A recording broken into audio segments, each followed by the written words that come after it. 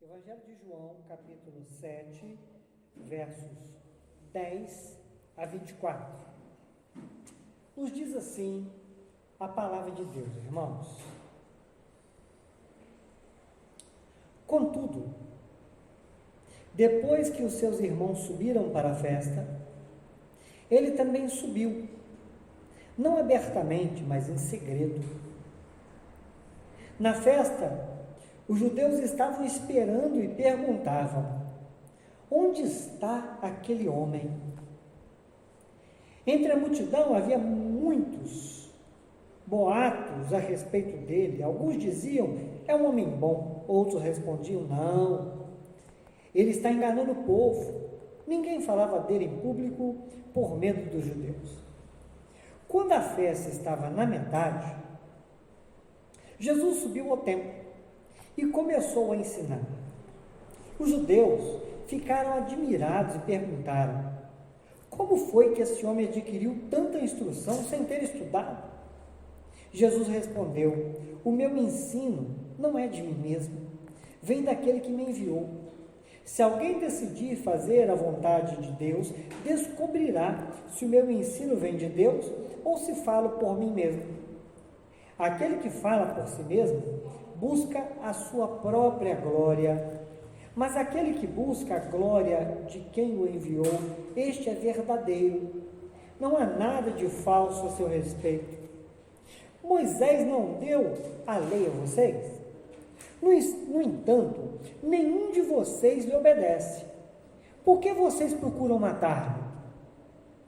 Você está endemoniado, respondeu a multidão. Quem está procurando matá-lo? Jesus lhes disse: fiz um milagre e vocês todos estão admirados. No entanto, porque Moisés deu a vocês a circuncisão, embora na verdade ele não tenha vindo de Moisés, mas dos patriarcas, vocês circuncidam no sábado. Ora, se um menino pode ser circuncidado no sábado, para que a lei de Moisés não seja quebrada, por que vocês ficam cheios de ira contra mim por ter curado completamente um homem no sábado?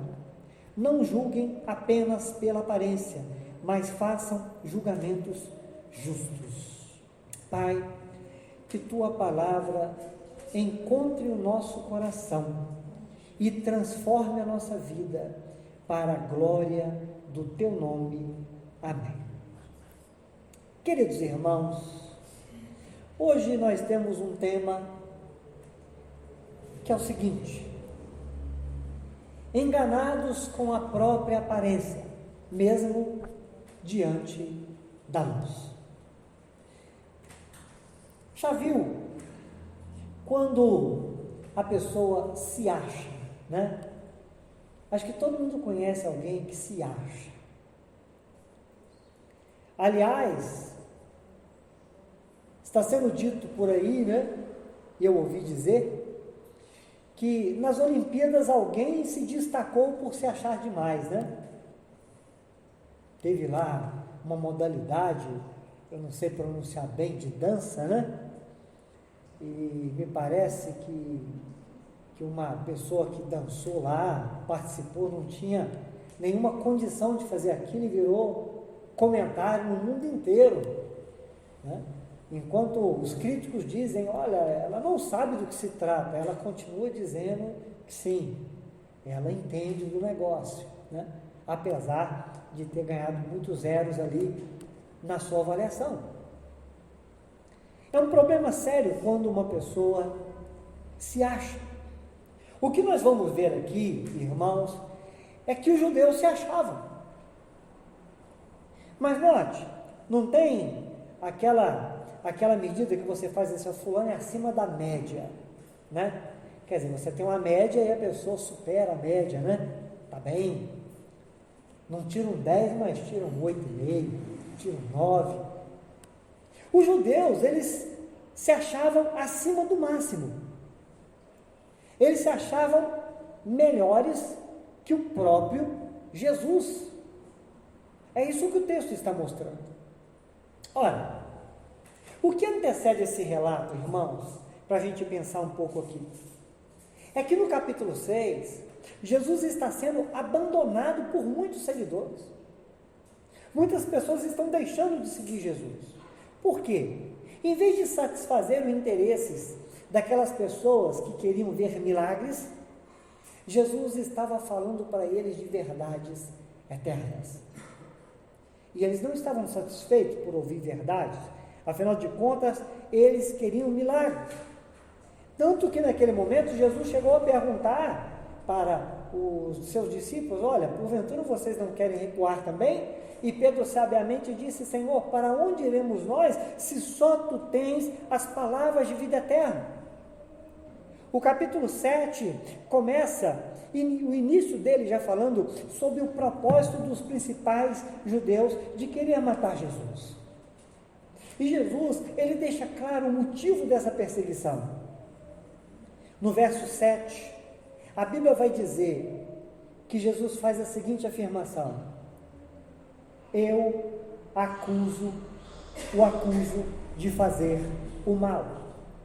Ou seja, estavam querendo matar Jesus porque Jesus estava denunciando o mal dos homens. Estava denunciando o mal dos homens. A verdade incomoda, né? A verdade incomoda.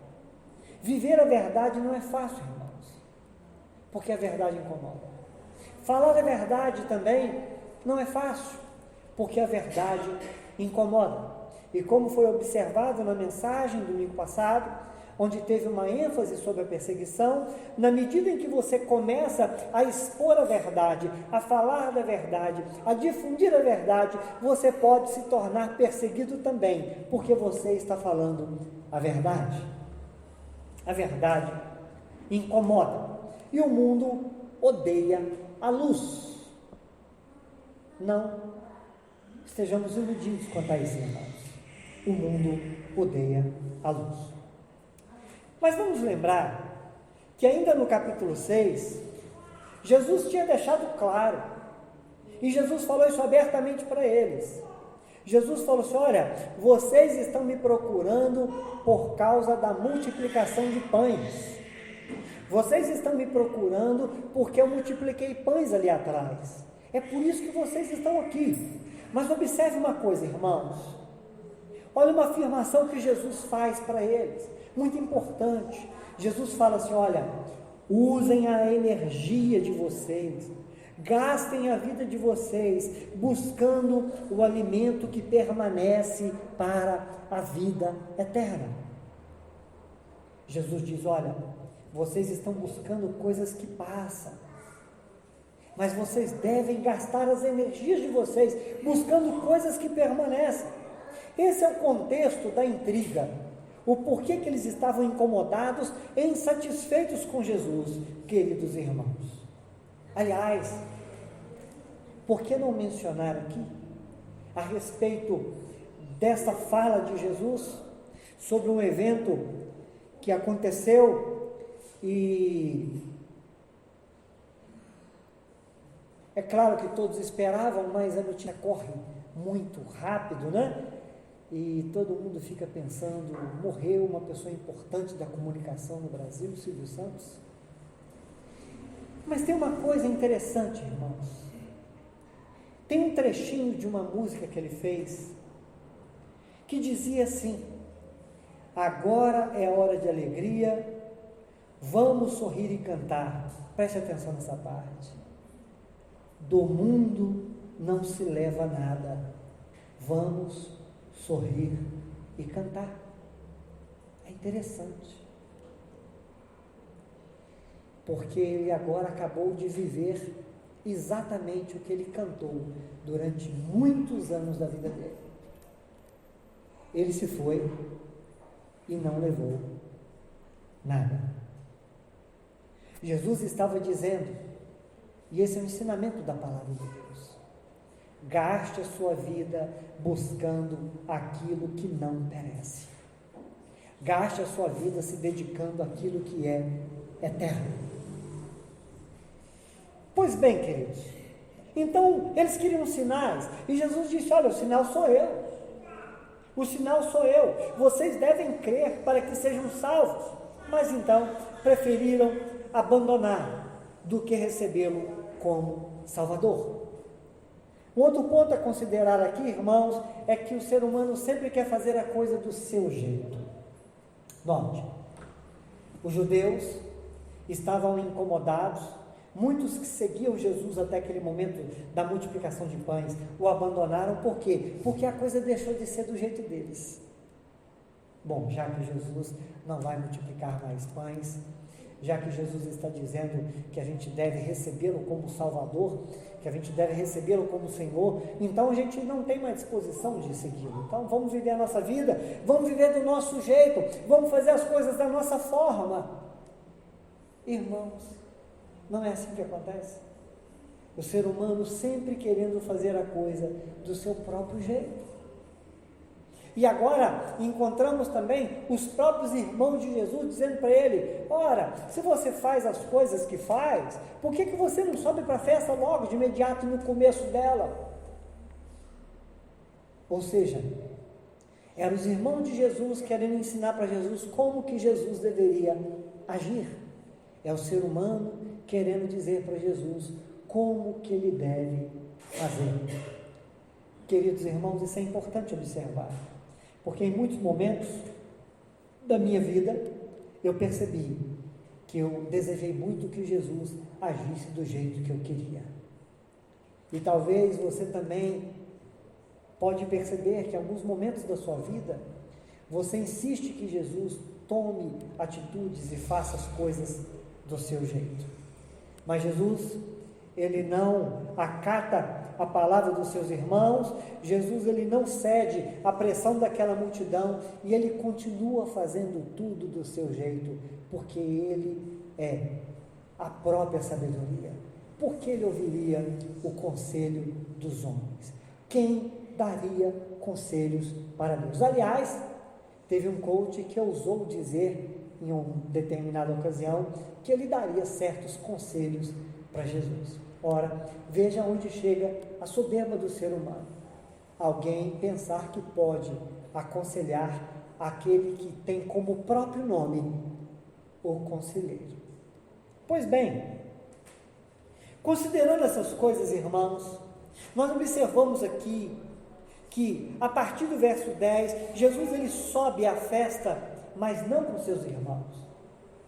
Os irmãos dele sobem, mas ele vai discretamente. Ele não vai com eles, ele não vai no meio da multidão, ele vai discretamente. Ele não fez isso por covardia, mas fez isso por prudência. Eles queriam matá-lo, lembra? Isso está escrito em versículos anteriores. Eles queriam matá-lo, ele sabia disso. Jesus se deixaria matar, mas não agora. Ele se deixaria matar por razão nobre, mas não agora, no tempo dos homens. A sua morte ocorreria no seu tempo, como ocorreria a sua ressurreição no seu tempo, como ocorrerá a sua volta no seu tempo, conforme a sua vontade. Mas, queridos irmãos, vocês observaram na leitura que os principais judeus já estavam procurando por ele. Os principais judeus já estavam observando: será que ele vem? Será que aquele homem que tem sido falado no meio do nosso povo vai comparecer à festa dos tabernáculos? Vai ser uma oportunidade para nós? Será que ele vem? Uns estavam dizendo que ele era um homem bom, outros estavam dizendo que ele era um enganador.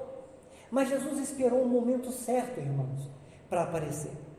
João relata que ele chegou no meio da festa. A festa dos tabernáculos durava em torno de 8 dias.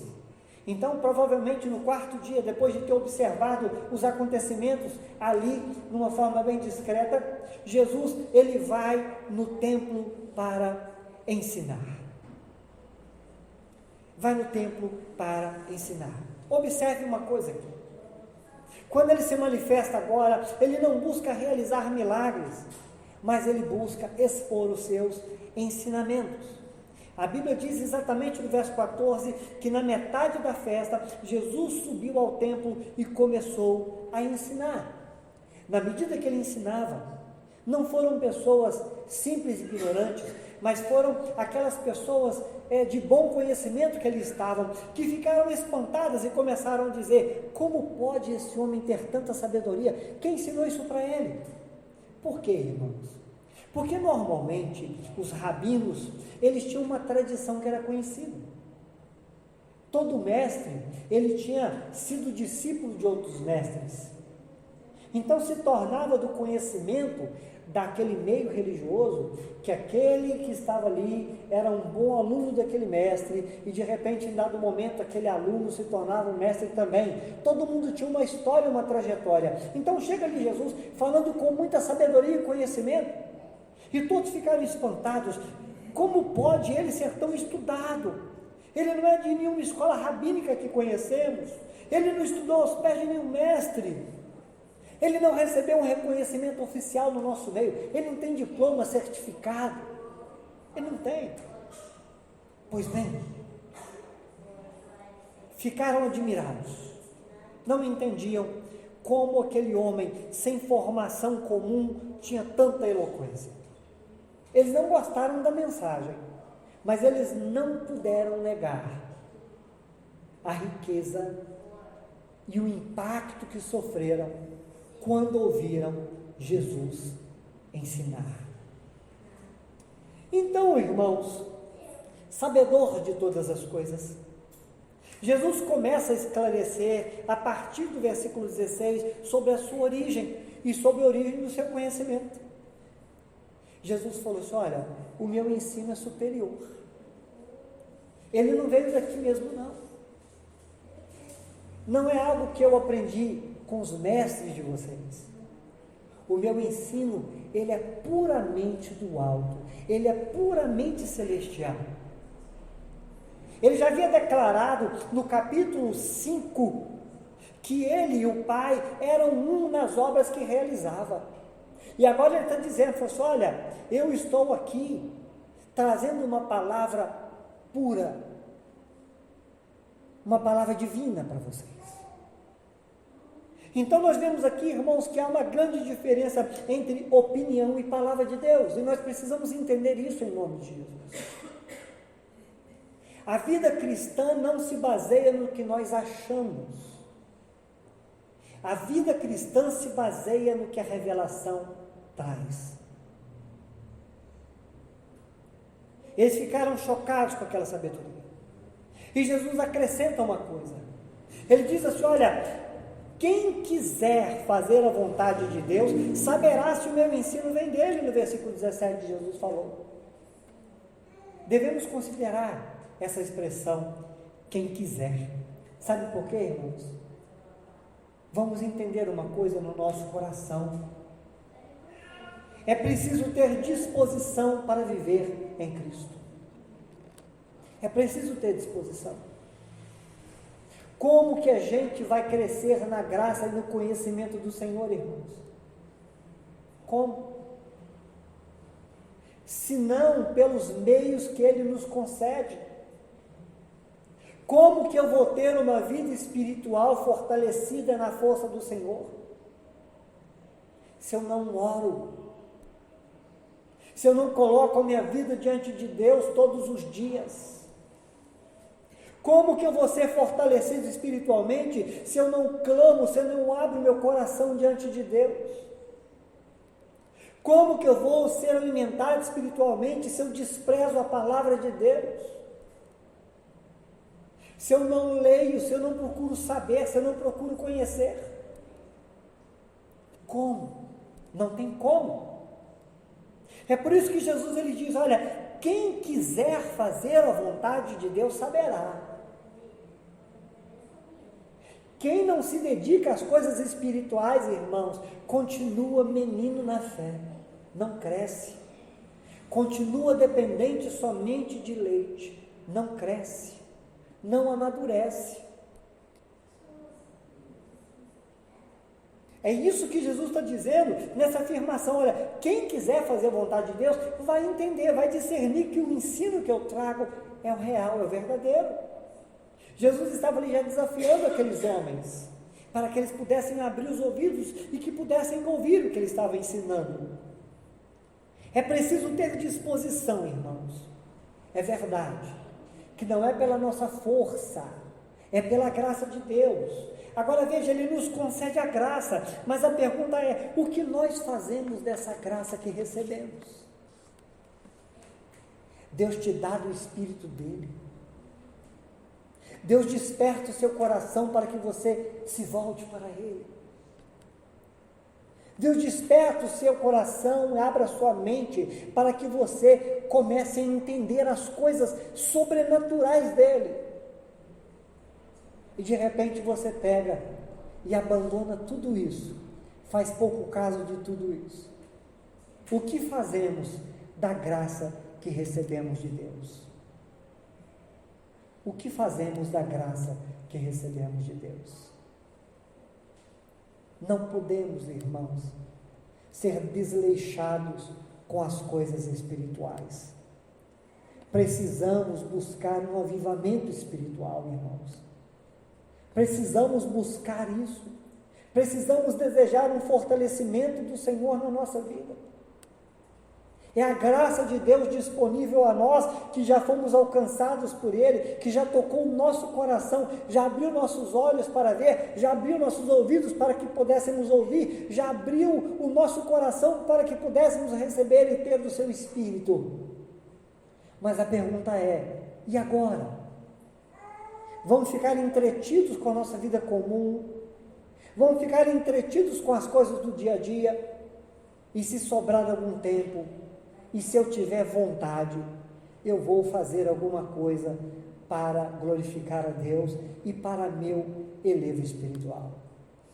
Jesus disse: olha, quem quiser vai conhecer profundamente das verdades que eu ensino e não vai ter dúvida no coração. Queridos irmãos, é preciso ter disposição. Observe que é preciso querer aprender de Deus. Eu quero chamar a sua atenção para uma verdade. Tem muita gente que não quer aprender de Deus. Não quer aprender.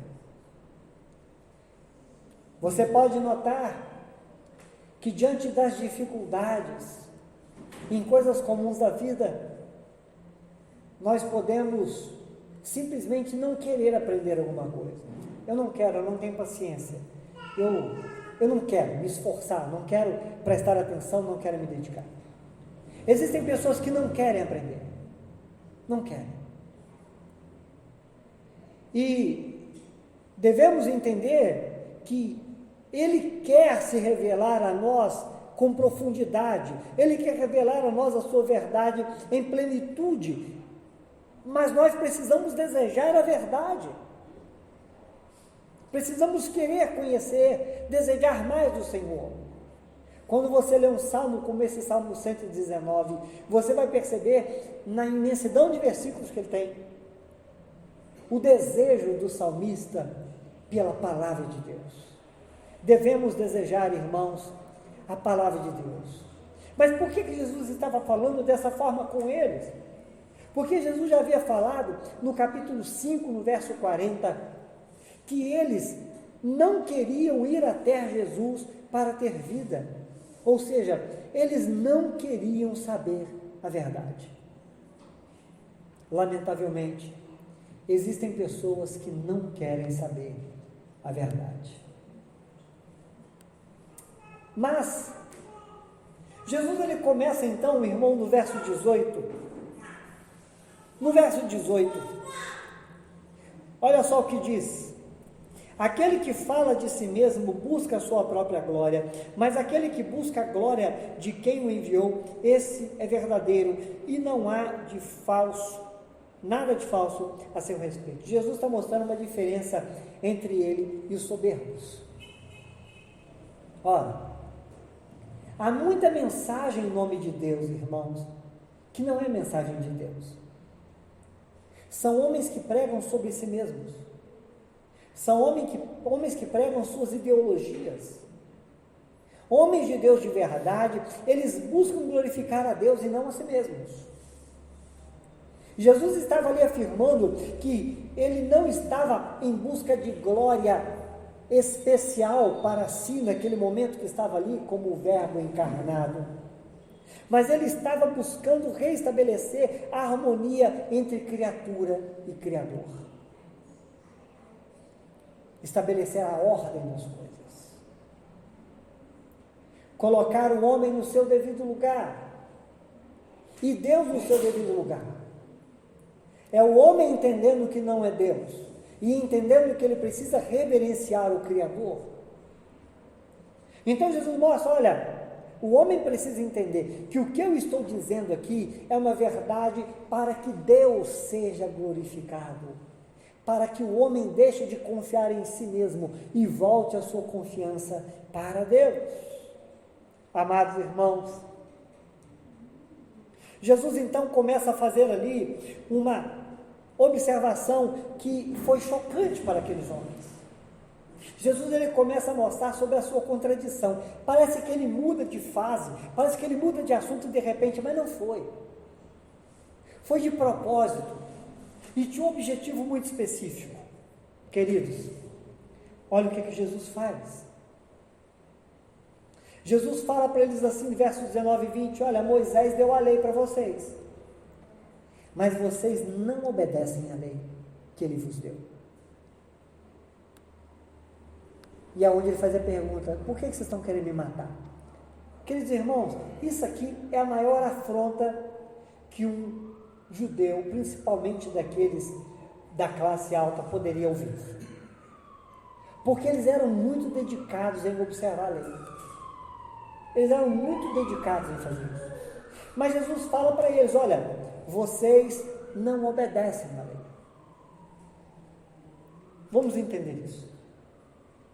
Jesus estava expondo ali, irmãos, uma realidade da religião divorciada de sentido. Porque, ao mesmo tempo em que eles eram muito dedicados em realizar aqueles atos relatados por Moisés no Antigo Testamento, eles não estavam cientes do objetivo das coisas. Eles apenas praticavam atos religiosos, mas estavam desprovidos da vida de Deus. Era tudo muito mecânico, muito artificial. Era tudo muito para mérito próprio. Eu faço a minha parte. Eu faço a minha parte. Então Jesus fala assim, olha, por que vocês estão querendo me matar? Então eles arrepiam, falam, como assim? Está endemoniado? Quem aqui está te falando em te matar? Irmãos, observe. Matar. Não matarás. Quinto mandamento. Jesus sabia, e os versículos anteriores mostram isso, que eles queriam matar Jesus. E matar é quebrar o mandamento. Então note, eles estavam se dizendo defensores dos mandamentos, mas estavam empenhados em achar um jeito, desde agora, para matar Jesus. Isso mostrava o que havia de verdade no coração deles. Ora, eles tinham ódio de Jesus porque Jesus não guardou o sábado, porque Jesus curou o homem no sábado. Por isso que eles queriam matar Jesus. Mas eles estavam ali, tão cegos de entendimento, que não estavam se dando conta de que eles estavam planejando e desejando descumprir um dos mandamentos tão claros, que é o não matarás. A questão toda, irmãos, é que Jesus foi ali acusado por eles, né? Eles disseram, você está possuído de demônio, mas note bem uma coisa, eles queriam sim matar Jesus. Aliás, depois desse acontecimento, irmãos, em menos de um ano, aqueles homens que estavam ali, muitos deles participaram da elaboração do plano onde Jesus foi definitivamente crucificado. Jesus disse, vocês querem me matar. Eles negavam isso, mas eles queriam, tanto que isso foi cumprido depois. Então, Olha a cegueira, irmãos. Eles viam culpa em Jesus de ter quebrado o sábado.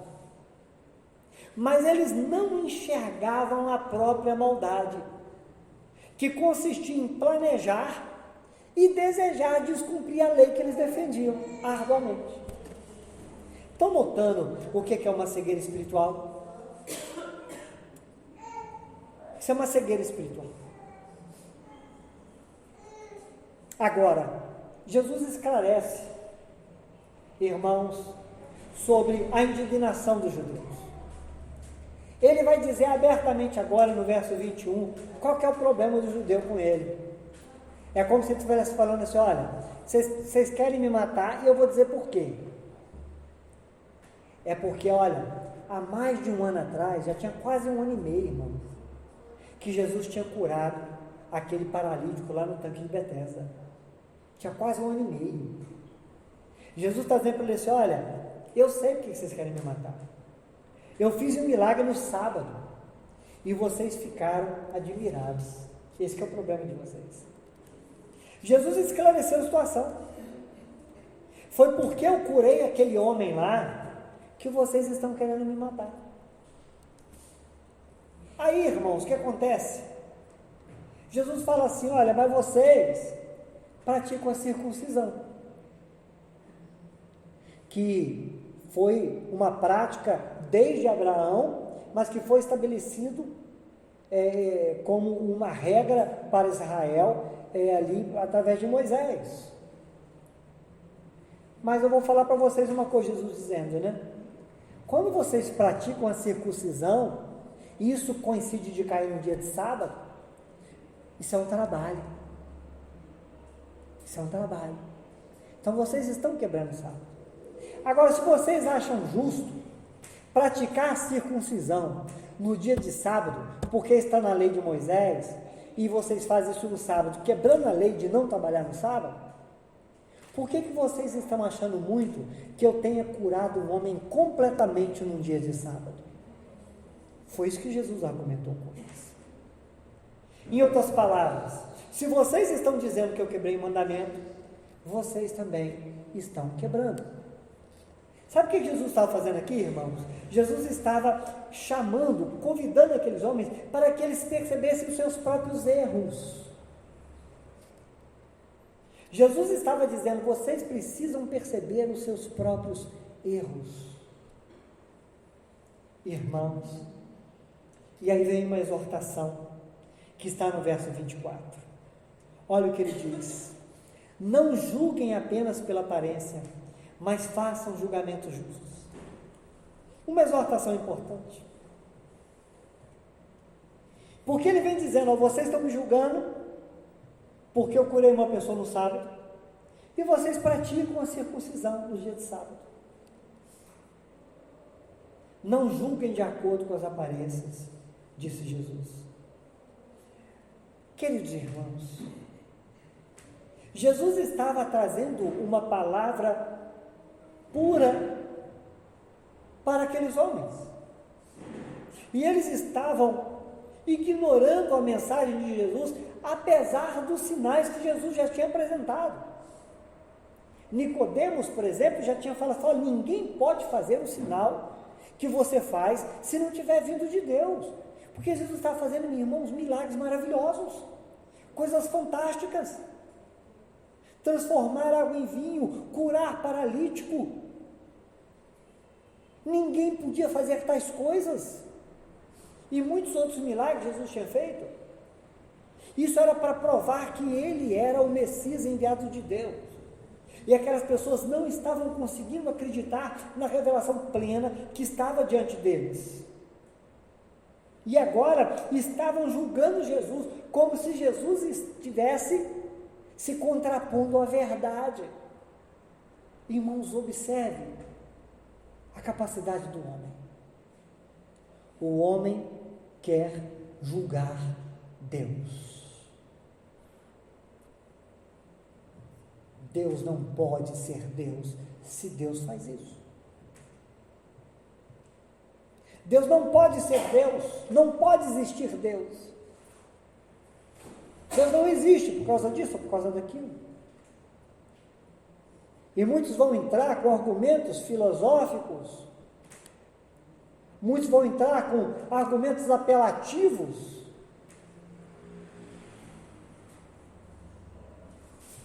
porque o homem, ele se acha capaz de julgar o próprio Deus. Em vez de se humilhar diante de Deus e buscar e querer aprender de Deus para ser esclarecido quanto à verdade, o homem quer ser mais verdadeiro que o próprio Jesus. Isso não é só naquele tempo, isso é no nosso tempo também. Eu vou pensar nessa palavra de Jesus. Eu vou pensar se isso merece crédito. Eu vou pensar. Não sei se isso está certo. Eu vou analisar. Eu vou fazer aqui umas contas, um raciocínio, para pensar se Deus está certo. É isso. Aqueles homens estavam julgando o próprio Senhor. Estavam julgando o próprio Senhor. Através da religiosidade deles. Mas Jesus estava mostrando para eles o seguinte: olha, a maneira justa de julgar é pela verdade. O homem precisa nascer de novo. O homem precisa nascer de novo. Estavam julgando Jesus pelos seus atos, que eram santos e divinos. Queridos irmãos, eles estavam tratando Jesus como impuro. Você consegue entender isso? Vamos pensar assim, de uma forma bem superficial, bem bruta. Por que eles queriam matar Jesus? Porque Jesus era impuro, porque Jesus não obedecia à lei de Deus. Eu quero matar Jesus porque Jesus está errado. É isso. Jesus é impuro.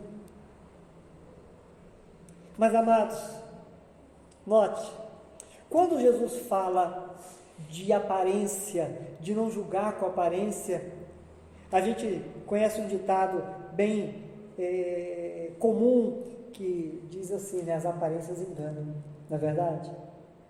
E não é verdade não que as aparências enganam? As aparências enganam. Agora tem uma pergunta que eu me fiz, uma pergunta que eu gosto de me fazer, mas especialmente hoje, estudando sobre esse assunto, foi uma pergunta que eu me fiz, e eu gostaria de fazer para você também, para que a gente pudesse pensar junto. A gente só se engana com a aparência dos outros? Ou a gente se engana com a nossa própria aparência? Porque normalmente, a gente gosta de falar sobre se enganar ou estar certo sobre a aparência dos outros, né? Eu me enganei com a aparência daquela pessoa. Mas você já parou para pensar se você está cometendo o grande erro de estar enganado com a sua própria aparência? Em que sentido? Você se acha muito bom, você se acha muito espiritual, você se acha muito superior, você se acha melhor, você se acha bom.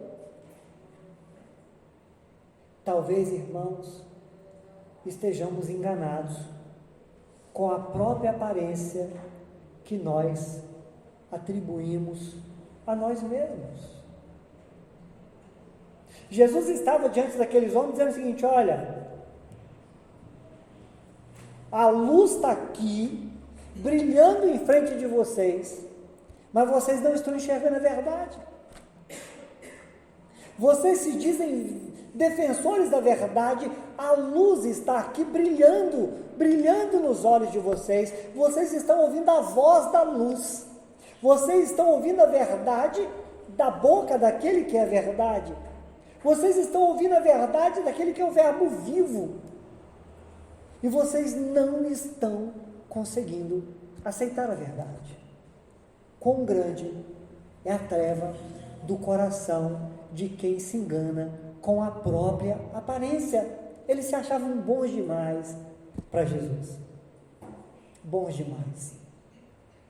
Aliás, me lembrei aqui, alguém me contou uma vez, não tenho certeza da veracidade disso, mas alguém me contou, que Charlie Chaplin participou de um concurso onde haviam muitas pessoas imitando Charlie Chaplin. Acredite se quiser, ele perdeu. Disseram que os outros pareciam mais com ele do que ele. O julgamento humano é assim. A gente julga muito mal. Jesus estava ali brilhando diante daqueles homens para mostrar para eles: olha, vocês precisam crer. Vocês estão preferindo ficar subjugados a uma rotina de não toque nisso, não mexa naquilo, se vangloriando de serem salvadores de si mesmos pelos sacrifícios que vocês estão fazendo, porque vocês não estão querendo sacrificar o próprio ego, porque vocês não estão querendo sacrificar a si mesmos, vocês não estão querendo morrer. E meu irmão, para estar com Cristo, você precisa morrer para si mesmo. Você precisa morrer para si mesmo. Você precisa negar a si mesmo. E aqueles homens não queriam negar o conhecimento, a cultura, não queriam negar a posição, o status, não queriam negar a condição que os mantinha naquele pedestal. Ora, Jesus se humilhou e foi até eles, mas eles não queriam se humilhar perante Jesus. Meu irmão, Jesus se humilhou até a morte de cruz, para morrer no seu lugar. E aí, em muitos momentos, você não quer se humilhar diante dele. Uma exortação importante: não julgue de acordo com a aparência. E Jesus estava falando da aparência que eles tinham deles mesmos. Julguem de maneira justa. Olha para vocês. Veja se vocês são bons mesmo, como vocês estão falando aí. Vocês não são. Vocês não podem se salvar. Vocês não podem cumprir toda a lei. O cumprimento da lei é Cristo. Só Cristo cumpriu toda a lei. E Ele cravou a nossa culpa naquela cruz, para dizer simplesmente hoje: vinde a mim, você que está cansado e oprimido, e eu te aliviarei. A salvação é graça, é de graça para você. Olhem para vocês, vocês estão se enganando. Olhem para mim e sejam salvos. Queridos, para concluir, certo teólogo disse o seguinte: uma mente esclarecida e instruída não é garantia de um coração puro, nem de uma vontade santificada. Existem muitas pessoas, irmãos, que conhecem demais da palavra de Deus, mas não conhecem a Deus. Existem muitas pessoas que são até eloquentes para falar de Deus, mas Deus não fala através deles, porque eles só falam do próprio conhecimento que possuem. Deus não usa a vida deles, porque Deus nem está neles. Não é uma questão, irmãos, de ter uma mente esclarecida e instruída. Isso é bom que tenha. A Bíblia diz que um dos dons espirituais é o dom de mestre. Deus quer pessoas capacitadas na sua igreja. Mas existe uma coisa fundamental, irmãos: tem que nascer de novo. Não adianta saber muito da verdade, se nada da verdade é verdade na sua vida. É preciso nascer de novo. E como é, irmãos, privilégio ter conhecimento da verdade. Jesus te abençoou, meu irmão. Deus te abençoou. Sabe quando vem aquele desejo no seu coração de você conhecer Deus? Você consegue imaginar que é Deus que está fazendo isso na sua vida? É Deus abrindo o seu coração para que Ele entre. É Deus te dando bom dia, te dando boa tarde, te dando boa noite. É Deus te cumprimentando, te saudando.